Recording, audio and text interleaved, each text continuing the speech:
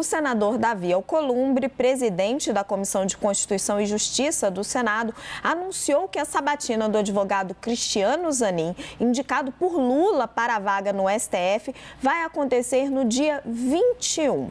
Alcolumbre disse que definiu a data da sabatina junto ao presidente do Senado, Rodrigo Pacheco, e que o senador veneziano Vital do Rego, vice-presidente da Casa, será o relator na CCJ. Antes de ter o nome submetido ao plenário do Senado, Cristiano Zanin precisa passar pela sabatina na comissão, agendada para quarta-feira da semana que vem, como a gente já disse, dia 21 de junho. Enquanto isso, o advogado intensifica a busca de apoio. Ele vai se reunir amanhã com os senadores do PSD, partido com mais representantes no Senado. O encontro está previsto para acontecer às 14h no gabinete da liderança da legenda. O PSD tem 14 senadores, 10 deles fazem parte da Comissão de Constituição e Justiça como membros titulares ou suplentes. O ministro das Relações Institucionais, Alexandre Padilha, disse que o governo espera que as 3 indicações que estão no Senado sejam votadas em plenário neste mês. Além de Zanin, lembramos que os senadores devem aprovar os nomes de Gabriel Galípolo e Ailton de Aquino Santos para a diretoria do Banco Central.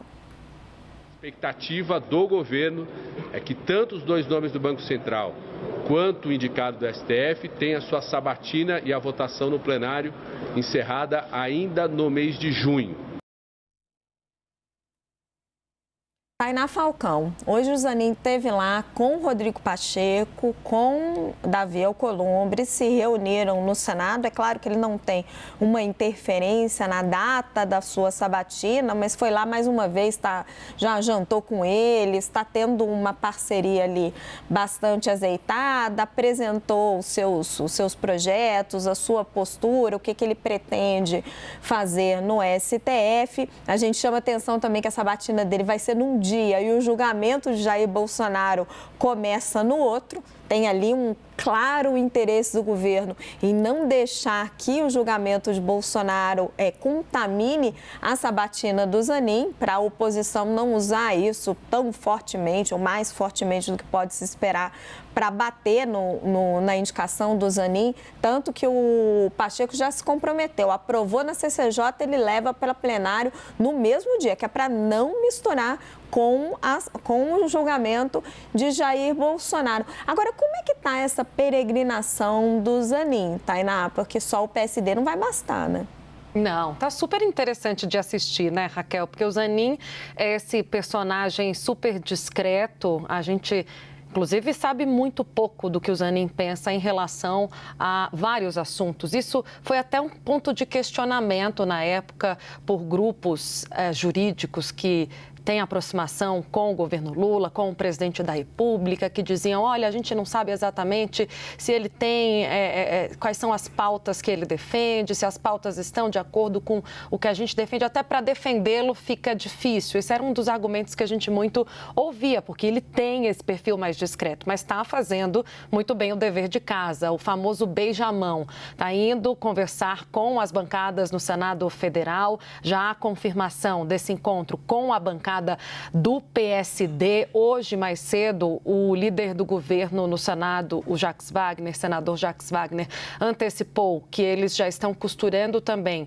uma reunião do Zanin com PSB, PSDB e com o PT, com quem ali ele pode até ter um pouco mais de entrada pelo presidente da República, pelo apreço que Lula tem por ele, a quem considera um amigo, mas que também vê em Zanin um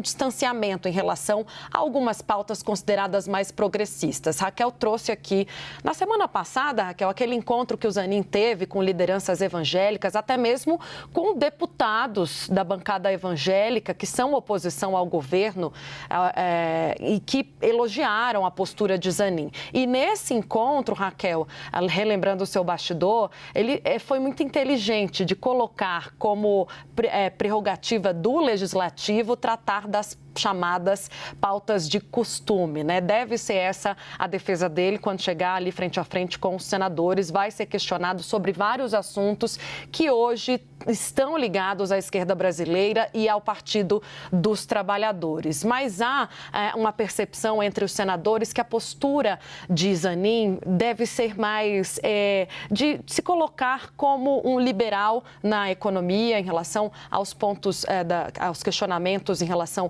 à economia e tratar desses assuntos mais polêmicos como questões que devem ser decididas pelo Legislativo. Ele passa, o rito é esse, Raquel, passa então pela sabatina desses senadores, são 26 senadores, são aproximadamente 7 horas de questionamentos, imagina, todos eles podem fazer perguntas, então o tempo estimado médio dessas sabatinas é de 7 horas, para depois o nome de Zanin ser levado ao plenário do Senado Federal, onde ele vai precisar de 41 votos.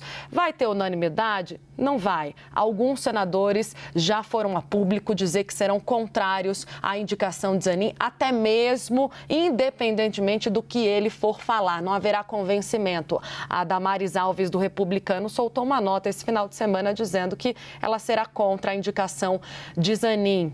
Sérgio Moro, né? Muito provavelmente a indicação também deve ser por uma negativa ao nome de Cristiano Zanin. Deve até dar um pouco mais de trabalho com uns questionamentos mais aprofundados sobre Lava Jato, por exemplo, posicionamentos relacionados ao julgamento do ex-presidente Lula.